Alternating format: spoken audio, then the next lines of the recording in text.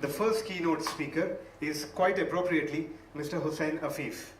Mr. Afeef, as we all know, is one of the pioneers of the Maldives tourism industry, Vice Chairman of the Maldives Association of Tourism Industry and Chairman of the Crown and Champa Resorts.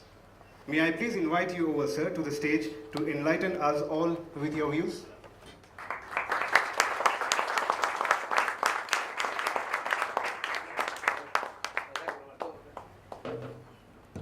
Assalamu alaikum. Friends, colleagues, all the general managers, ladies and gentlemen. No doubt I have to thank Mr. Hilmi and Mandu for inviting me to be the keynote speaker here today. It's an honor and thank you very much for that. I also have to note and acknowledge today here we have Mr. Maniku, who was starting the tourism industry in the Maldives way back in '72. I don't know how old you were, Mr. Maniku. I think you must have been 24. I was 21. And congratulations to you. And I can tell you, except for Mr. Maniku's hard work until today, as he's working today, this industry would have not been what it is today. It has been very hard work, dedication, and fought the battles as it came and won the battles, hopefully. Yeah. Thank you, Mr. Maniku.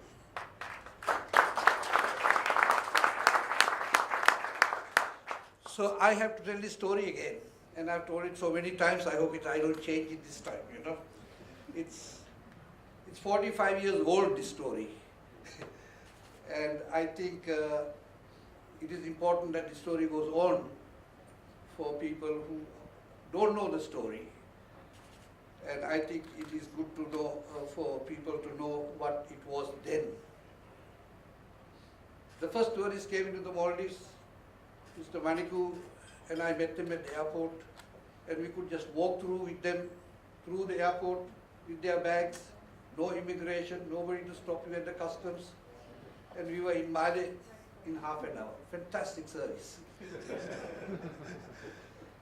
And then of course we had ordered the restaurant to prepare the best food for them, and nobody ate that food.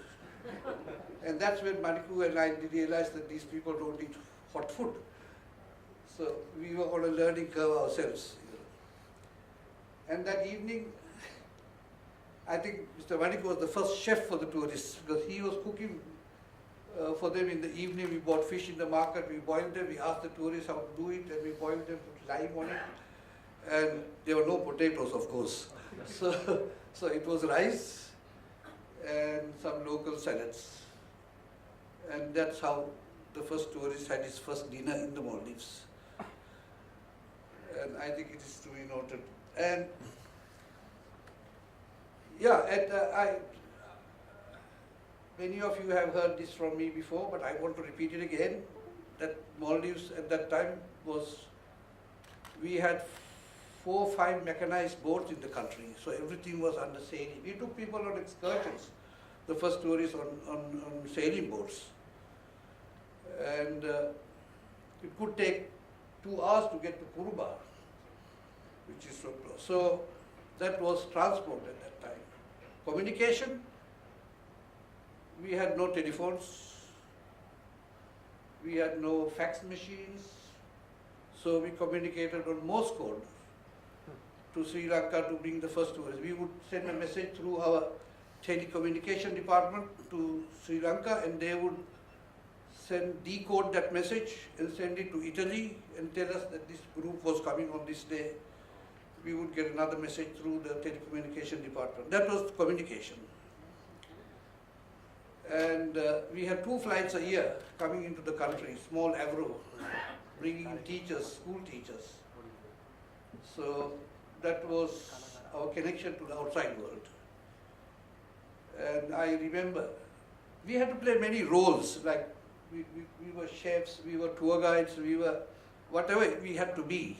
We were room boys, cleaners, so we wore many caps. And on one such trip that I was the first tourist that went to Koramati, we took off from Male at 7 in the morning and we were there at 7 in the night. That was how fast the boats were running. So, and it was very, very rough, and people were vomiting and complaining and whatever. You know all about it. So, and they swore that they will not go back to Male on those boats again, which you can understand. But I was supposed, how do we inform Male? Now I was with this group in Koramati. How do I inform Male that these people swore they will not go back to Male on these boats? There was no way. There was no communication. The only way was for me to jump on a boat after dinner and go to Male. So I came to Male after giving them dinner. We landed in Male about 5 o'clock in the morning. I jumped over the wall of where Mr. Maniku was, Mr. Maniku's house, because the gate was locked. So I banged on his bedroom door and then shouted at him and told him, look, these guys won't come back on those boats, you have to send something. And then he said, what? I said, those STO fishing boats in the harbour, said one of them. And I didn't wait for a reply, because we had to go back in time to give them lunch. So I left. And luckily, this boat came, and we were all saved. But I can tell you, they were the most happy group at the end of all this, because we had a few turtles laying eggs in their hands on one end of Koramati. They were all divers. They had fantastic diving, virgin territory. No diver has ever been before. So it was wonderful. And we came back. So that showed that was communication and transport, how it was at that time. And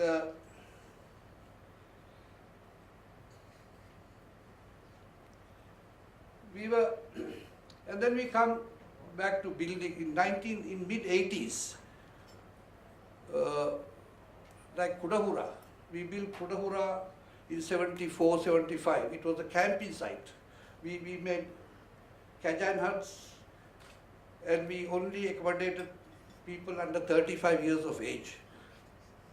I don't know why we did that. You must know.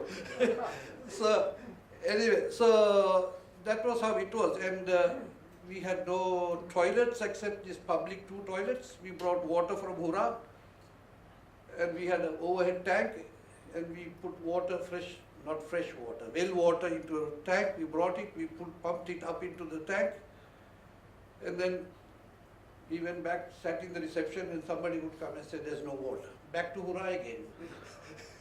And that was what it was at that time. But mid-80s, I think it was Mr. Maniku took the initiative to put in the first air-conditioned room and hot water into the room, which was the turning point of tourism from one level to the next level. You know.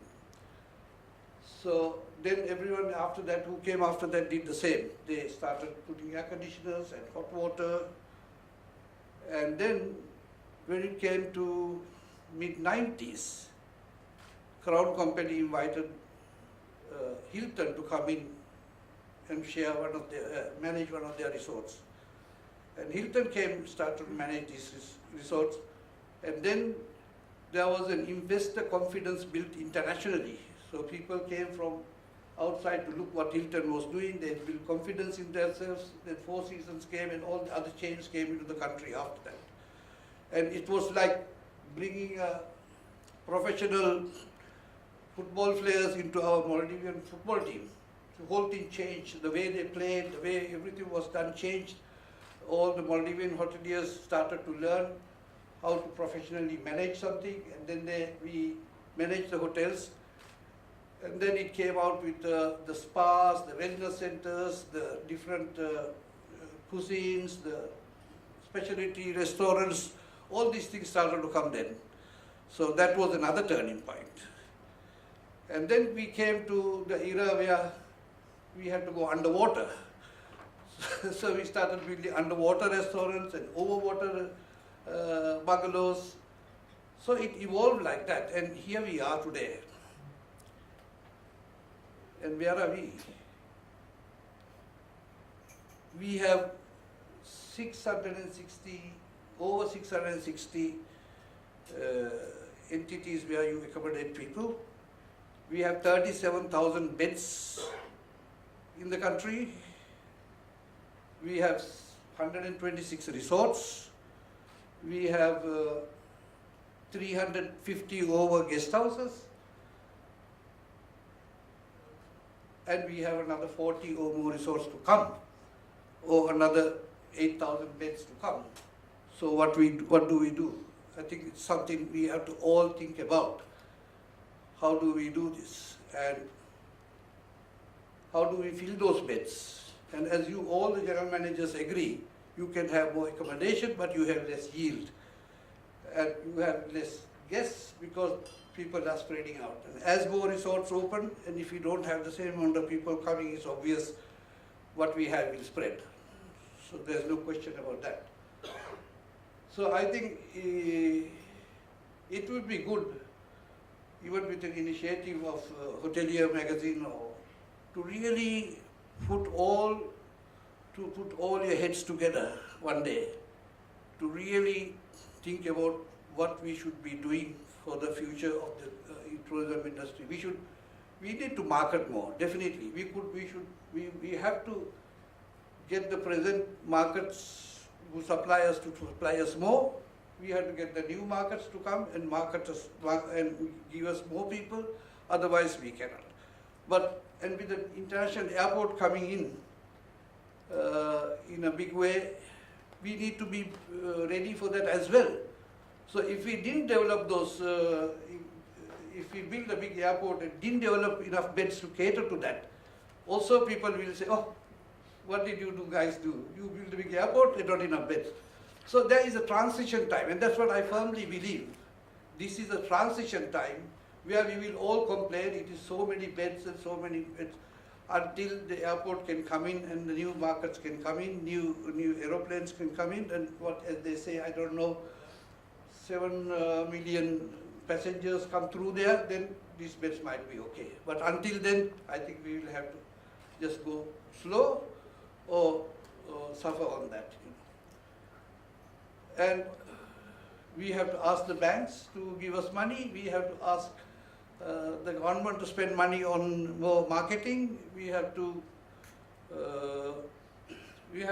put all our efforts into marketing and getting more people in. And also, just building resorts is not the thing. We have to train staff. We have to have manpower. We have to have the infrastructure. We have to have more boats, more seaplanes. So it's a whole new game that we have to start playing. Otherwise, we can't cater to these people, even if they came. So I think it is a duty of all the GMs and all the hoteliers and all the owners to really start creating more manpower to get ready for whatever may come in the future. And at the same time, when I was coming this way, my friend Dashpatra told me, you have to tell them about to save the environment. And I think you have to save the, yes, that's a very, without the environment being saved, there's no hotels, there's no tourism. So, but that was well said. Thank you, Lash. And obviously, we all have to take care of our environment in order to get to. And I would also like to call upon the GMs to really consider doing more CSR jobs on the projects on the nearby islands, so the people can benefit out of this. Like, we are doing a lot, to tell you. We have just finished building a sewerage and water for one island. We are doing it for the next island. And can you imagine those people? They go home, they can go home and open the tap and have a glass of water. It means a lot. And for me also it means a lot they can do that, you know. And it must mean a lot for you people also that they can do that. So I'm not saying to go on that magnitude, but humbly request that you give a thought about it and do more CSR jobs so for the well-being of these people. Yeah, and you are all, or we are all the GMs and the owners, we are all the backbone of the economy of this country. Whether you are foreigner, Maldivian, whatever, you are holding the backbone of this country. And it is very important that you watch you cooperate with the government policies and go through the tourism sector, developing the tourism sector for the benefit of the country, the people, and you as well.